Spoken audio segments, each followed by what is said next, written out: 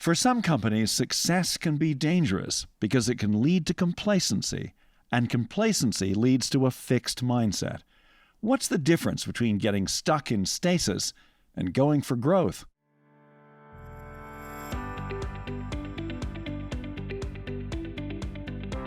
C-Suite Intelligence, exclusive leadership lessons from coaches to the world's top-performing executives. I'm Richard Davies. Every company says they're about growth, yet many are stuck in stasis. I think what happens when you become fixed is that you discount things that are happening in the external world. You just don't take them as seriously as you would normally. Stephen Miles, founder and CEO of the Miles Group, says the best leaders fight off this mentality by staying curious and embracing a growth mindset. They seek out new challenges and ideas and learn new ways of thinking by looking outside what they already know. As the old analogy goes, culture eats strategy for breakfast. We're talking about culture here, and we're talking about deeply entrenched culture. He'll give a checklist of solutions. And really, this is about being healthy and fit as an organization or having cancer as an organization. And the cancer can kill you.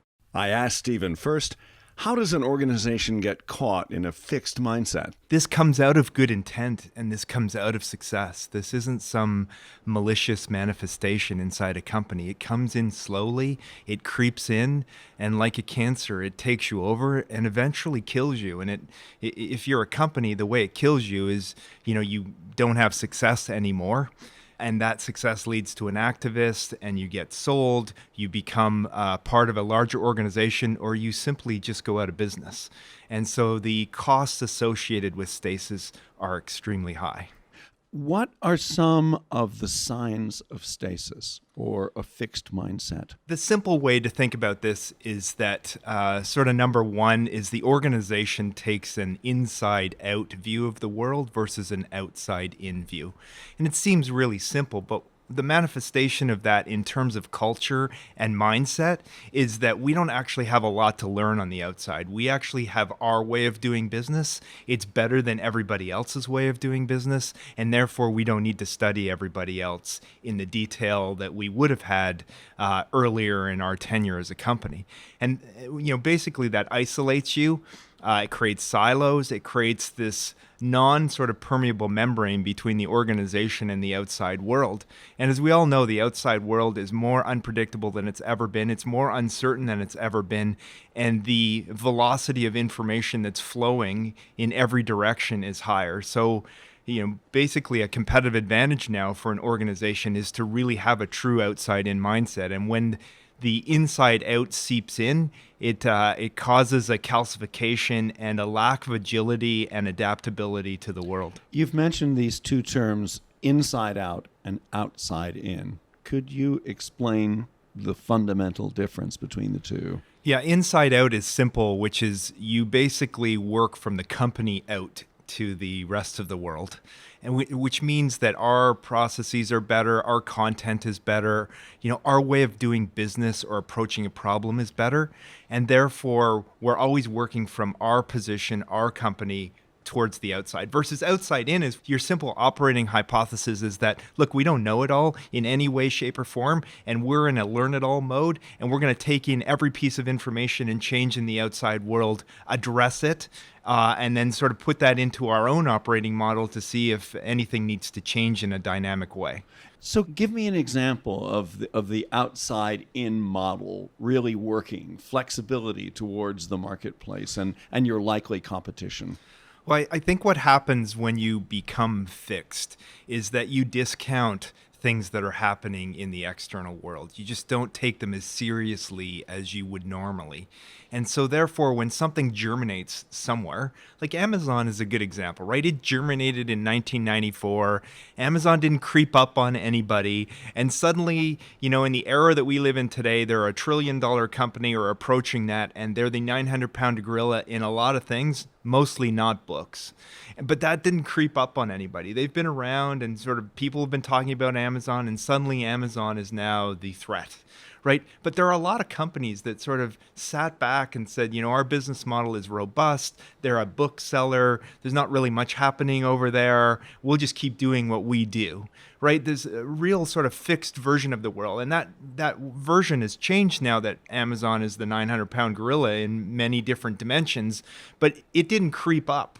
And so what's important if you are in a company that is successful is that you're taking these petri dishes that are outside of you seriously, right? There's might be some green shoots there or some green shoots over there, but you need to take them seriously, because before they become, sort of a vine strangling you, you need to sort of really understand what the threat is, and can you adapt to that threat or sort of work with that threat in order to be successful, as opposed to the fixed view, which is the inside out version of the world, which is, look, our business model's bulletproof. They're just this little green shoot over there. We're a redwood and we had nothing to worry about. And eventually you have a lot to worry about. Another example is Dollar Shave Club, and how that changed the men's shaving market. Well, it's a great example because I think if you look at the incumbents in the shaving world, they had this amazing business model where they give you away the handle. They've written Harvard Business Review cases on it, and you pay for the razors. And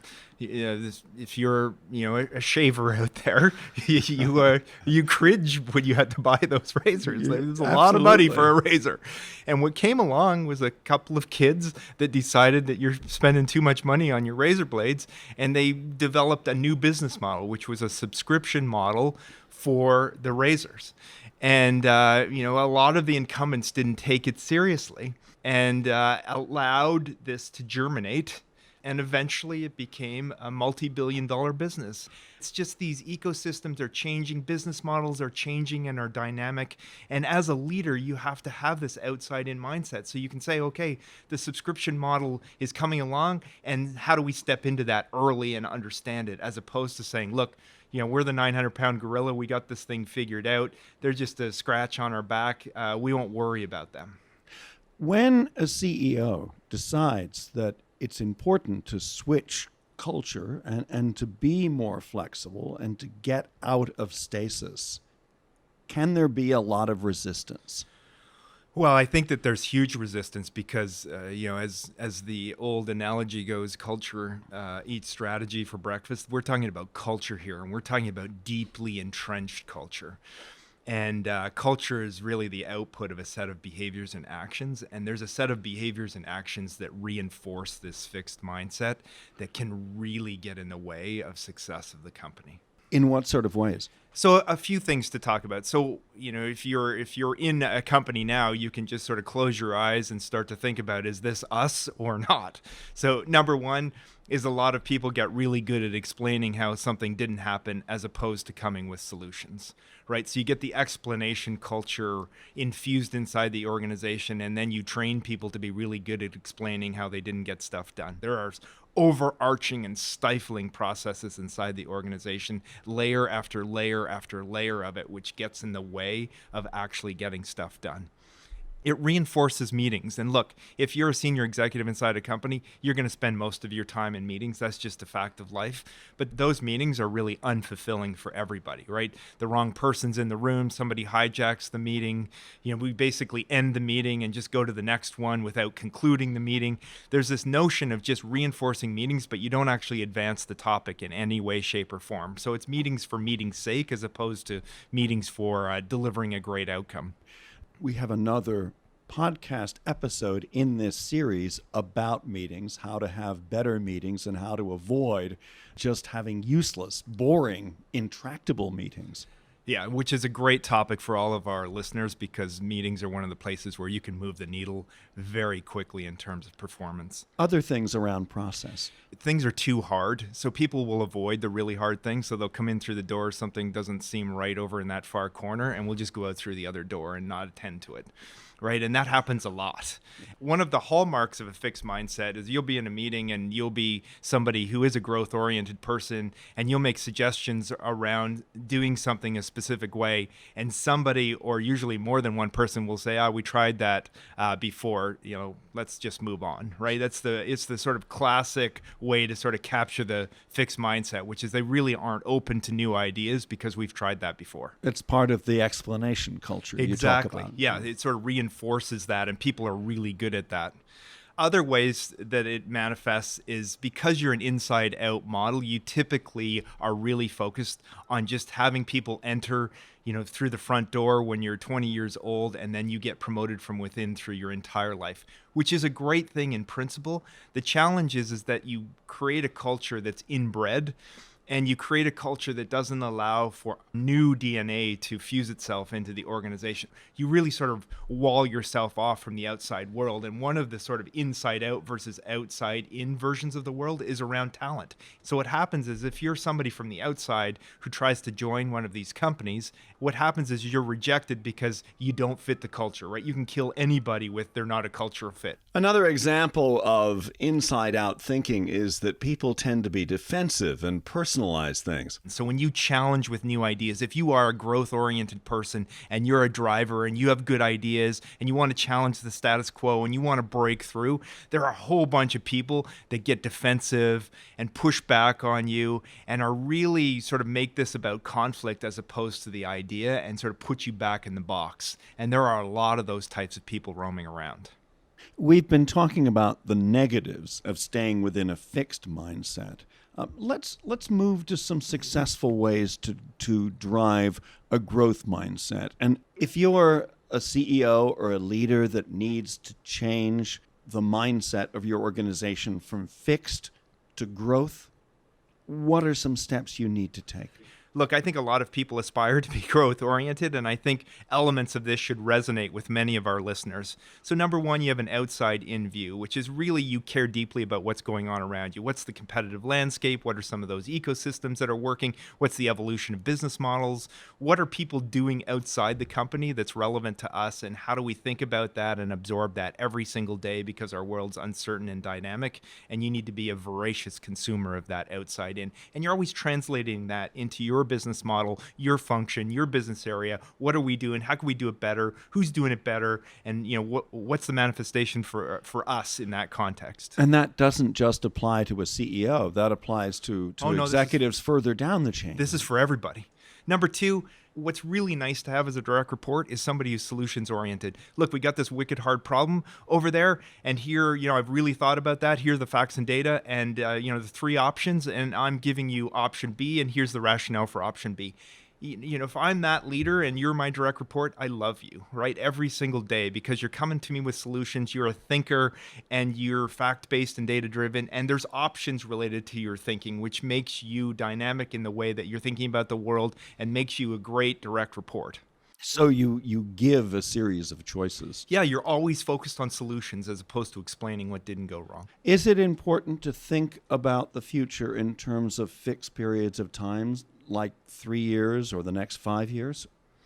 Well, I think it's always important to sort of win in the business of today and build the business of tomorrow. And I put it more in business of today is in that sort of 3-year window, and business of tomorrow is 5 to 10. And, it's important to sort of have the balance and have people inside the organization that are in that mindset. And they're kind of different people, right? The people who are really good at the business of today are really about extracting value from your business model today. And then you have sort of future oriented people that are really thinking about business models and ecosystems of tomorrow and how do we build that. Some other ways for you to be in that growth mindset involve your capacity for work and taking on new projects. We'll figure it out. It's going to take some work, but here's how we're going to go get that done, as opposed to, you know what? If you want that done, it's just going to cost you another $1 million and we need 6 other people. Otherwise, that's not happening. Other things I think that are really important to take into consideration in your personal checklist is really nothing is too hard, right? We talked about in the fixed mindset, there are a lot of things that are too hard and people sort of walk through doors and look over in the corner and go, oh my goodness, I'm going to go out through the other door. Versus in the growth mindset, people tackle the sort of nothing is too hard problems and they get involved in that and they break through. And look, when you're dealing with a nothing is too hard problem, you may open a door and get a crack of light and you may not see where your destination, but you figure out that crack of light's going to give you these answers, and then you open another door and get another crack of light and you're going to get some more answers. And they deal with the ambiguity associated with that and the difficulty associated with that to deliver an outcome, as opposed to saying, wow, this is too hard. I'm looking in at that crack of light and forget about it. Another way of resisting a fixed mindset, says Stephen, is your view of idea conflict. and how you raise or deal with challenging ideas. I think people who aspire and are growth oriented really embrace the notion of going hard in the idea. They have the skill set and they have worked on themselves in order to work hard on going hard in the idea. So debating and trying to develop a better solution as opposed to personalizing and getting defensive and fighting against people who challenge them. They're actually open to challenge and they actually want the idea to be better through that discourse. Positive attitude, the way it manifests is just can do. Could you give me an example of a can-do attitude, of the way that works? Well, a lot of times, look, we live in a world now where a lot of companies have been leaned out, and leaned out usually translates into I do more and make less money, right? We can have all sorts of great management terms for it, but if you're actually doing the work, usually there's fewer people around you, and you're doing those jobs. And so in the context of that, when something new is added to your portfolio, oftentimes you'll have the conversation which X left or we need you to do Y. And really the can-do person turns around and said, yeah, that's great. Let me understand the problem, set some context for me. We'll figure it out. We'll get it done. Versus the, oh my God, the sky is falling. I need another $1 million and I need 5 extra people. Otherwise, we can't tackle that problem, right? That's a really different kind of mindset. It sounds like that's also something you need to tell yourself as well as others. I think for sure. I think when you prepare to go outside of the company, you're going to a special meeting, you're going to a customer, you're going to a supplier, you're going to an outside conference, you bring the best version of yourself, right? You are on, you've done your homework, you're like ready to go.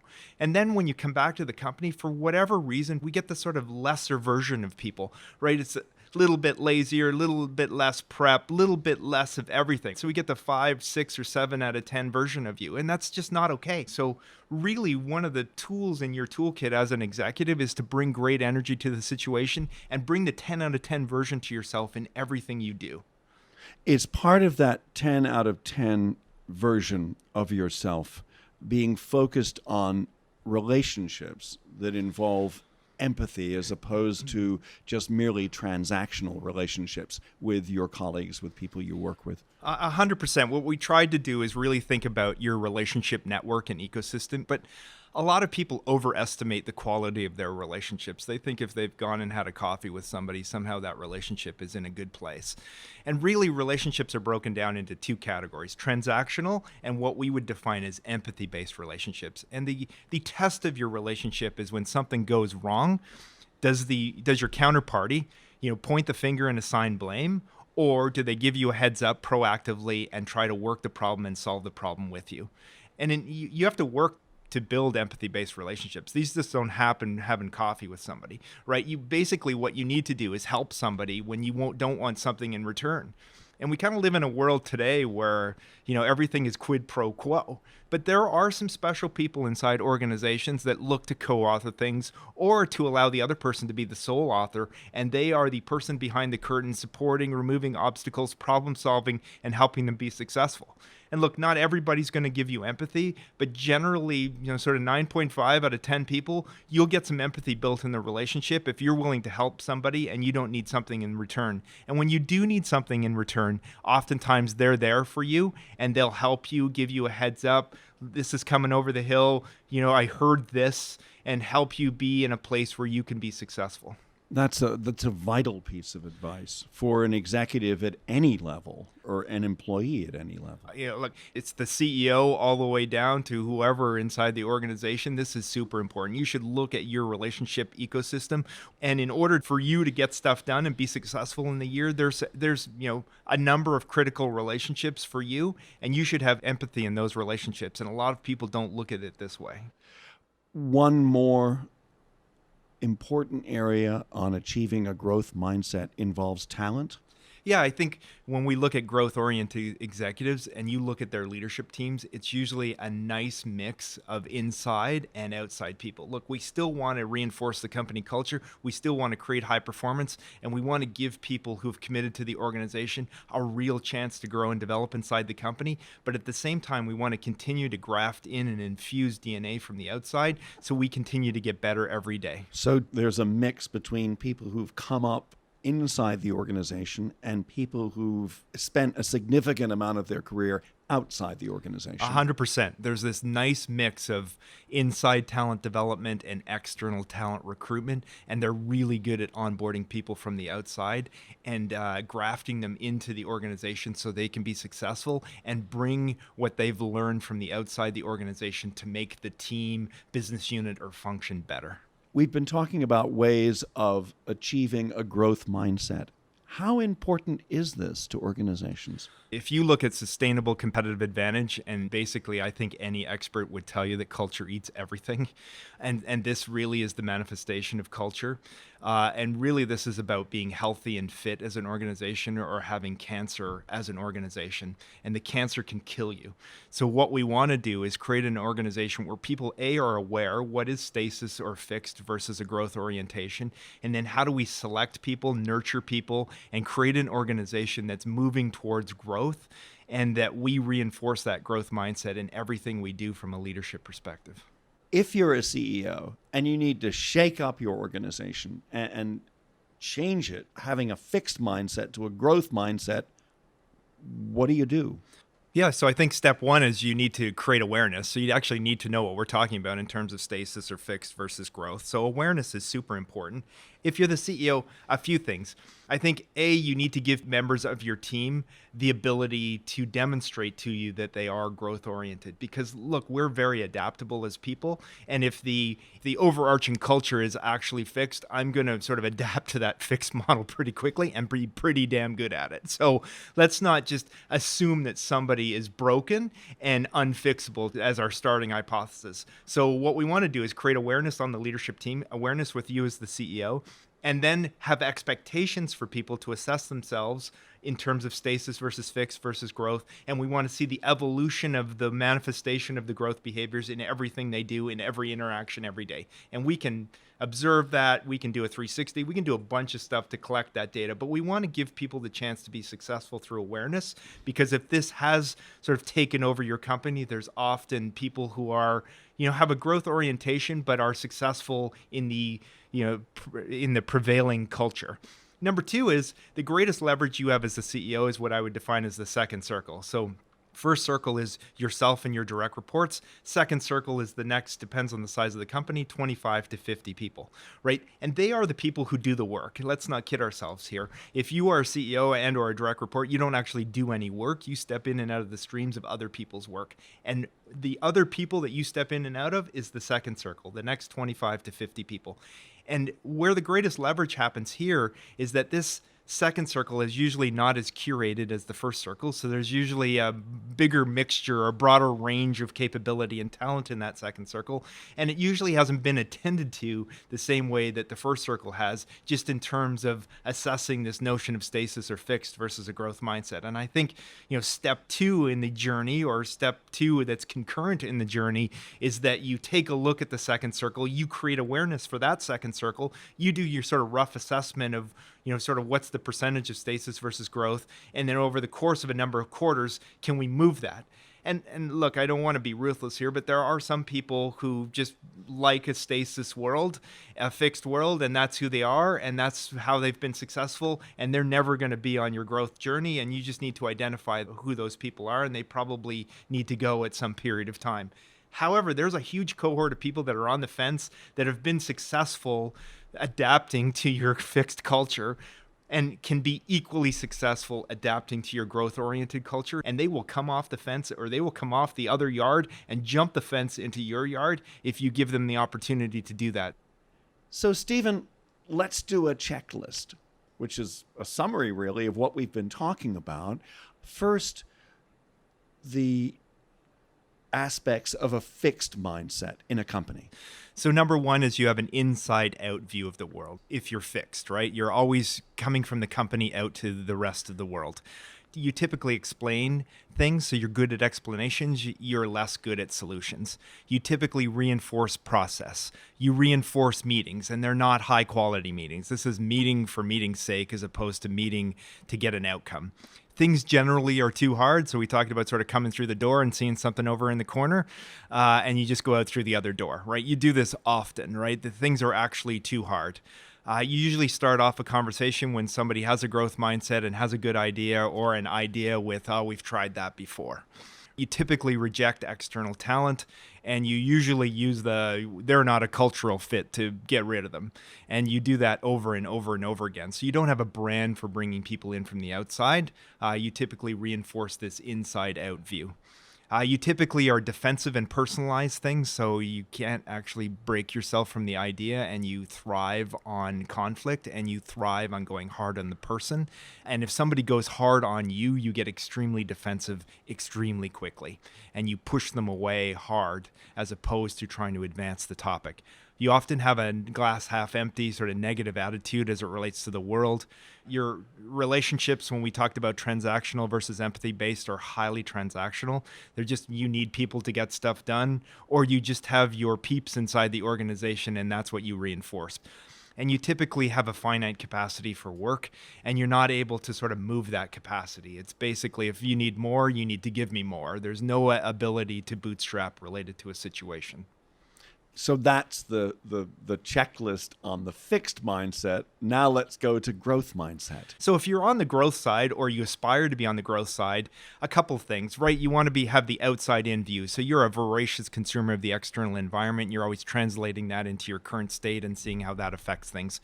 You are solutions oriented, right? So whoever you're a direct report for, you're figuring out hard problems. You're trying to be proactive, so not everything is reactive, and you're not being told to do stuff, but you're coming to them proactively with option A, B, and C. I'm choosing B because, right? Everybody wants that person to be their direct report.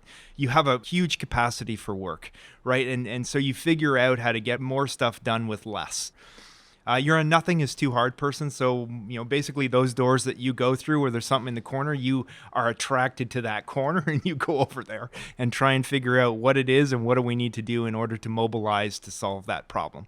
You usually thrive on idea conflict. So you're willing to go hard on the idea. You want the idea to be developed, and you want it to be developed effectively with your colleagues. And so you aren't defensive when somebody challenges you. You actually take that on as something in order to develop your point of view or advance the topic that you're working on. You typically have a very positive attitude. So it's can do, even in the sort of deepest doldrums of something. And look, every week isn't going to be a shiny, bright, sunny week. You're still able to bring good energy, and you manage your energy in a way that even on the sort of downside of things, you bring good energy to the situation and lift the whole room or lift the topic based on how you manage your own energy. Not everybody's relationship network can all be empathy based, but you really think about empathy based relationships, and you do things for them in order to build capital up so you can draw on that when you need to get stuff done. And finally, you really have a brand around developing talent, and the development of talent is really around inside talent development as well as selective external recruiting. So your teams are always a mixture of inside and outside people, and your brand is really around talent and talent development and getting the best team around you. Stephen Miles, thanks very much. Stephen Miles of the Miles Group. C-Suite Intelligence is a series of podcasts with insights from coaches to some of the world's top performing executives. They share ideas and insights based on years of knowledge.